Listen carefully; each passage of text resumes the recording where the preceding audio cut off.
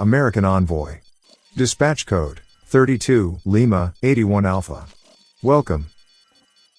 On Friday, December 8, 2023, the United States vetoed a United Nations Security Council draft resolution calling for the immediate ceasefire of hostilities in the Israel-Hamas War.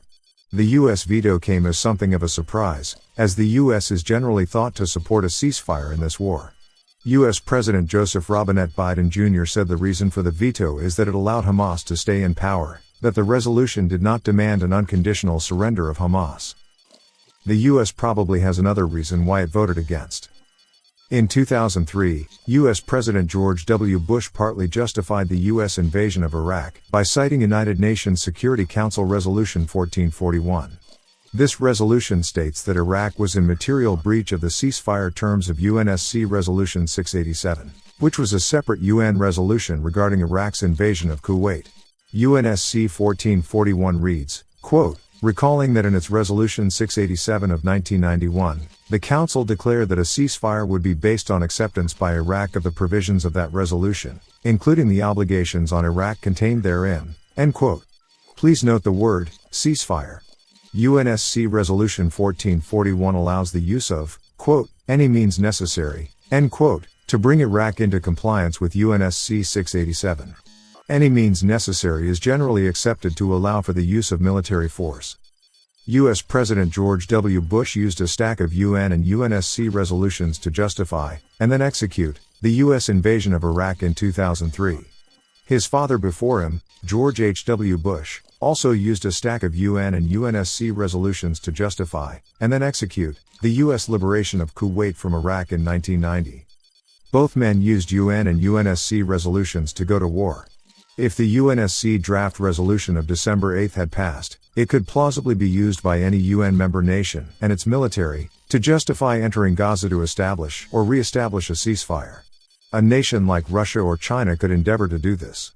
Both have permanent seats on the UNSC. Remember that the United Nations Charter states, quote, all member states are obligated under the UN Charter to carry out the Security Council's decisions, end quote. Therefore, if the Security Council passed a resolution demanding an immediate ceasefire in Gaza on humanitarian grounds, and none occurred, or one occurred and then fell apart, it could become an invitation for any UN member nation to put its military into Gaza, to establish and maintain a ceasefire. Are you seeing how the dots connect now? The general assumption, the general norm, is that the US, the UK, the EU, and/or NATO enforce UNSC resolutions. However, there is nothing in international law, or treaty, that forbids any other UN member nation, or global alliance, from enforcing a UNSC resolution. In fact, the UN Charter arguably states the UN member nations have an obligation to enforce Security Council resolutions. Remember that Russia is presently in Syria to prop up the Assad regime.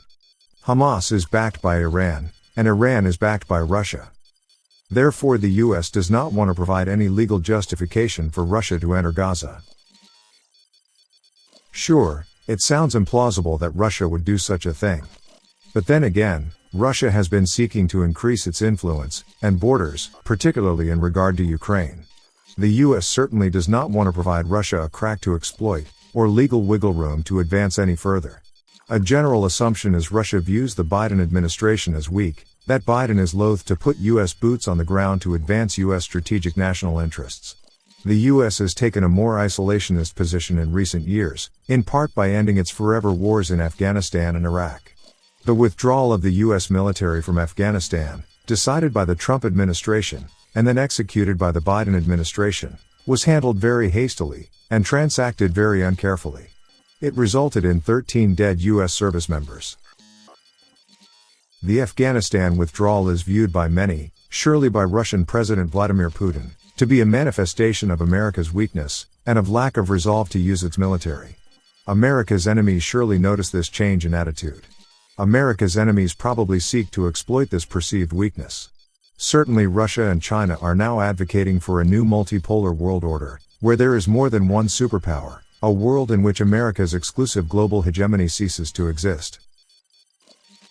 In summary, the U.S. probably vetoed the UNSC draft resolution of December 8, in part because it felt it would create a legal justification for any UN member nation to use its military to establish a ceasefire in Gaza.